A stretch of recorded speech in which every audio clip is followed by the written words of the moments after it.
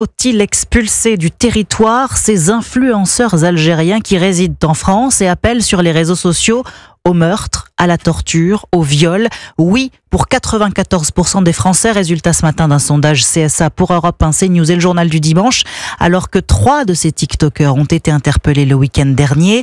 3 autres sont depuis hier dans le viseur de la justice. Et vous nous l'apprenez ce matin, William Molinier, c'est une information Europe 1. Ils pourraient être bien plus nombreux car plus de 300 signalements ont été faits ces derniers jours. Oui, précisément 320 signalements sur le portail officiel pour signaler les contenus illicites sur Internet. Tout cela en quelques jours seulement. Cela montre la réactivité de la police judiciaire. Ces signalements sont systématiquement traités. Ils permettent parfois d'interpeller les auteurs de ces vidéos d'appel à la haine. C'est aussi le reflet de la bonne utilisation de Pharos par les internautes.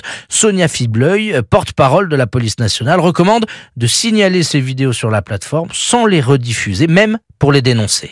Il s'agit également surtout de ne pas partager ces contenus qui incitent à la haine ou à la violence parce qu'on donne de l'audience aux vidéos par ce partage. Les réseaux sociaux ne sont pas des zones de non-droit et nous arrivons à lever régulièrement l'anonymat de certaines vidéos. Difficile à ce stade de savoir si le régime algérien est derrière ces influenceurs. Selon les informations d'Europe 1, les services de renseignement français n'ont à ce stade décelé aucune coordination entre Alger et ses suspects.